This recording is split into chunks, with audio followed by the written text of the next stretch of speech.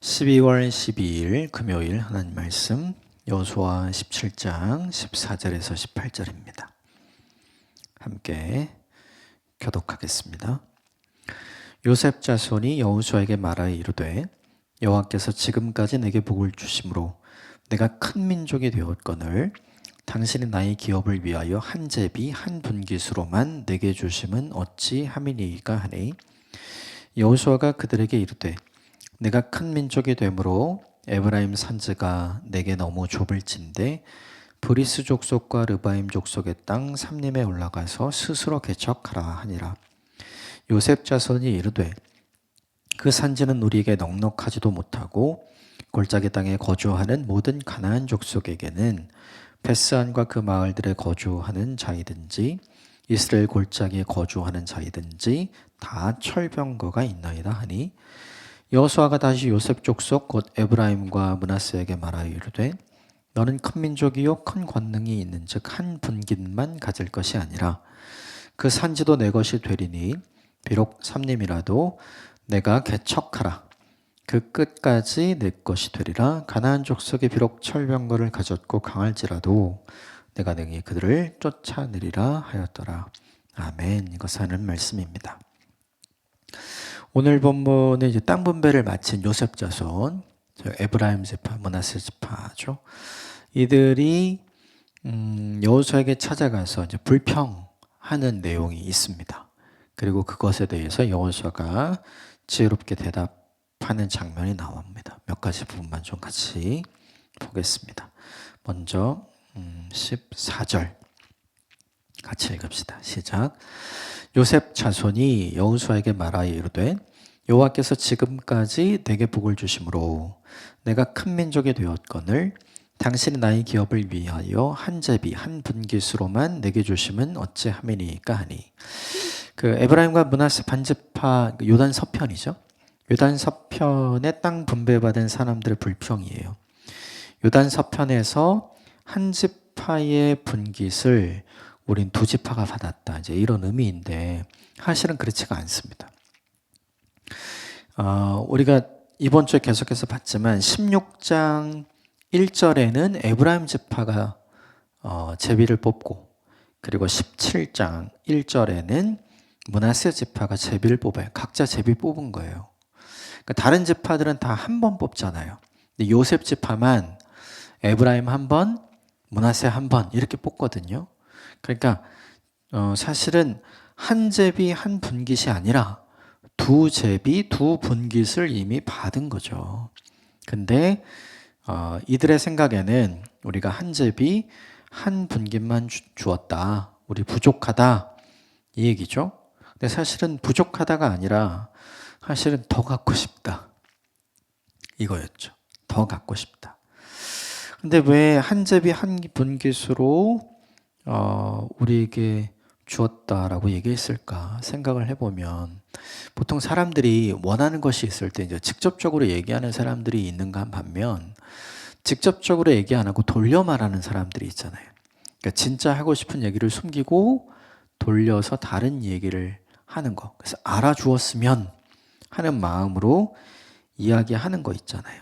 그래서 우리가 보통 그런 말 할 때 저의를 숨기고 얘기한다 이렇게 표현하잖아요.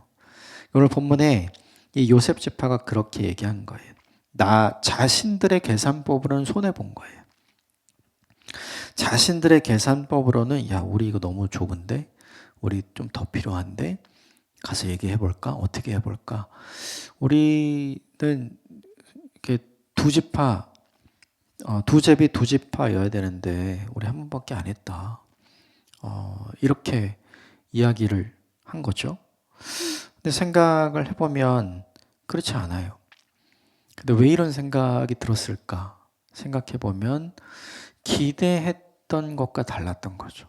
어제 본문에 그 슬로보아스의 딸들이 나오잖아요. 어쩌면 그렇게 생각했는지 모르겠어요. 시대가 바뀌었고 모세도 죽었고 그리고 요단 서편 땅을 재편하면서 7년이라는 세월이 지났으니 안 해도 되지 않을까? 다른 사람들이 더 많은 땅을 차지할 거라고 생각했을 수도 있을 것 같아요. 그런데 엘리야살과 여호수아가 그 말씀을 기억하고 슬로보아스의 딸들이 요구한 대로 하잖아요. 그러니까 사실은 내 것이 아닌데 내 것이 될 뻔했다가 그것이 사라지니까 손해본 느낌이 드는 거예요. 그래서 이렇게 이야기를 한 것이죠. 근데 생각을 해보면 이 사람들은 손해본 게 하나도 없어요. 하나도 없었는데 다 생겼잖아요. 원래 자기 것이 아니었어요. 그런데 지금 생긴 거잖아요. 한 사람도 손해본 사람은 없어요. 한 사람도. 원래 없었으니까요. 지금은 다 생겼잖아요. 근데 스스로 자신들만 손해봤다고 생각을 하는 거죠. 이게 뭐예요? 욕심. 욕심이 우리에게 일으키는 게 있어요. 감사를 잃어버리게 하고요. 불평하게 만듭니다. 지금 없던 게 생겼으니까, 말씀대로 됐으니까 얼마나 감사해야 될 일입니까? 지금 그런 게 없잖아요. 욕심이 우리에게 일으키는 반응인 거죠. 감사를 잃어버리게 되니까 불평하게 되죠. 그럼 되게 중요한 게 있어요. 욕심이 없을 수는 없잖아요. 우리의 마음에 욕심이라는 게 사라질 수는 없어요. 그러면 이 욕심을 우리는 어떻게 해야 되는가? 잘 다뤄야 되잖아요. 그럼 되게 중요한 게 이 사람들에게 지금 욕심이 생겼잖아요. 그래서 뭐 한 거예요? 얘기한 거죠. 욕심을 다루는 방법이 뭐냐? 욕심을 없애려고 하는 게 아니에요. 욕심은 안 없어집니다. 욕심을 다루는 방법은 말하지 않는 거예요. 욕심이 우리 마음을 지배하고 그 욕심으로 가득한 마음이 우리의 생각을 지배하면 욕심으로 가득한 말이 나오게 돼 있거든요. 그러면 감사가 없어지고 불평이 생기는 거죠. 근데 그때 말만 하지 않으면, 최종적으로 이것이 나가지만 않으면 내 속으로만 생각하는 거잖아요. 이게 뭐냐 하면 욕심을 근본적으로 없앨 수는 없지만 욕심을 그래도 조절하고 다스릴 수 있는 방법인 거죠. 이게 되게 중요합니다. 이게 너무너무 중요해요. 우리가 죄와 싸우잖아요.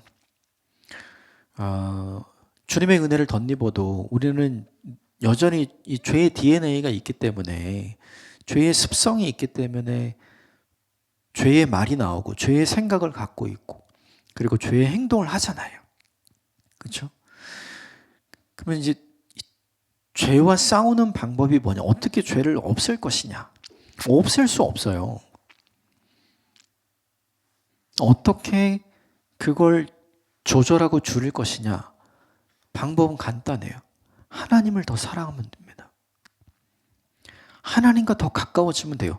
그러니까 철저하게 죄와 싸울 게 아니라 나를 구원하신 하나님, 나를 사랑하신 하나님, 내게 기회를 주신 하나님, 나를 천국으로 초대하신 하나님, 구원의 은총과 은혜를 베풀어 주신 그 하나님을 더 열렬히 사랑하면 그분이 원하는 걸 하고 그분이 원하는 걸 안 하게 되죠. 인간 사이 똑같아요. 내가 열렬히 사랑하는 사람을 만나면 그가 싫어하는 거 자연스럽게 안 하잖아요. 그러니까 욕심을 없앨 수는 없어요. 근데 욕심을 제어하고 다스리는 방법은 그 욕심의 생각이 말로 나올 때 그 말을 안 하는 거예요. 죄를 안 지을 수는 없어요. 그런데 이 죄를 조절하고 죄를 다스리기 위해서 우리가 할 일은 하나님을 더 사랑하는 거예요. 그러니까 솔루션이 전혀 다른 데 있는 거죠. 이 본문을 보면서 생각나는 게 바로 그거예요. 욕심 날 때 말하지 말자. 침묵하고 혀 깨물고 있자. 이거 하면 내가 막 말하고 싶은데 안 하게 되잖아요. 욕심은 표현하지 않으면 드러나지 않잖아요. 근데 이제 가끔 그런 경우도 있는 것 같아요. 말로 하지 않지만 이렇게 눈으로 말하는 분들도 계시긴 한 것 같지만, 그래도 막 이런 생각이 들 때 이렇게 욕심의 말을, 불평의 말을, 원망의 말을 내뱉지 않는다면 훨씬 더 많은 순간을 우린 그것으로부터 자유한 인생을 살아갈 수 있는 거죠. 이 이야기를 듣고 여호수아가 솔루션을 줍니다. 15절 같이 읽읍시다. 시작. 여호수아가 그들에게 이르되 내가 큰 민족이 되므로 에브라임 산지가 내게 너무 좁을진데 브리스 족속과 르바임 족속의 땅 삼림에 올라가서 스스로 개척하라 하니라. 땅 분배 내가 더 줄 거는 없고 너희가 스스로 개척해라. 이렇게 이야기한 거죠. 너무 명쾌하게 했어요. 그렇죠? 더 필요하니? 그럼 만들어. 이렇게 얘기한 거예요. 16절에 이 사람들이 이렇게 합니다. 16절 같이 읽읍시다. 시작. 요셉의 자손이 이르되 그 산지는 우리에게 넉넉하지도 못하고 골짜기 땅에 거주하는 모든 가나안 족속에게는 벳산과 그 마을들에 거주하는 자이든지 이스라엘 골짜기에 거주하는 자이든지 다 철병거가 있나이다. 그 땅 우린 좁습니다. 필요합니다. 라고 얘기해 놓고 거기 사는 모든 사람들은 군대가 있어요. 병기가 있어요. 철병거가 나오죠. 이 생각을 해보면 이것 때문에 못하겠다는 거잖아요. 스스로 개척하라고 했는데 그들은 다 좁은 곳에 살고 그리고 철병거가 있으니까 그 무기 때문에 못하고 거기 점령해도 거기 개척해도 얼마 안 돼요. 지금 이 이야기잖아요. 그러니까 이것 때문에 못하겠다. 이렇게 있는 거죠. 그럼 생각을 해보는 게 지금까지는 뭐 있어서 했습니까? 여호수아와 이스라엘 군대가 뭐 제대로 된 병기 있었습니까? 없었잖아요. 다 하나님의 은혜로 이 땅을 정복하고 회복한 거잖아요. 어제까지 도와주신 하나님이 오늘 뭐 등 돌립니까? 그런 거 없잖아요. 이 사람들은 하고 싶지 않은 거예요. 할 수 없는 게 아니라 지금 하기 싫은 거죠. 여러분, 이런 게 되게 많은 것 같아요. 하고 싶지 않을 때, 하기 싫을 때 우리가 둘러대는 거 뭐라고 얘기하죠? 핑계. 이 핑계는 하나님께 안 통합니다. 안 통해요. 그래서 여호수아가 다시 이렇게 얘기합니다. 여러분 17절 같이 봅시다. 시작. 여호수아가 다시 요셉 족속 곧 에브라임과 므낫세에게 말하 이르되 너희는 큰 민족이요 큰 권능이 있는즉 한 분깃만 가질 것이 아니라 첫 번째 뭐라고 얘기했어요? 너희가 말한 대로 너희는 큰 민족 아니니 그러므로 너희는 너끈히 할 수 있어. 지금 이야기하는 거예요. 자기들이 이미 우리가 큰 민족인데 땅이 너무 좁습니다. 이렇게 얘기했잖아요.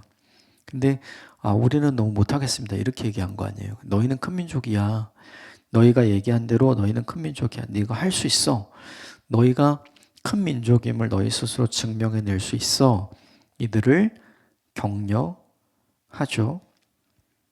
생각을 해보면 왜 여호수아가 이렇게 얘기를 했을까? 요셉 자손은 분명히 큰 지파이긴 했어요. 장자의 축복을 받은 에브라임 므낫세 큰 지파였죠. 근데 큰 지파이긴 했지만 큰 사람들은 아니었어요. 다시 말하면 몸은 컸는데 마음과 생각이 안 큰 거죠. 즉 성장은 했지만 성숙은 없었던 사람.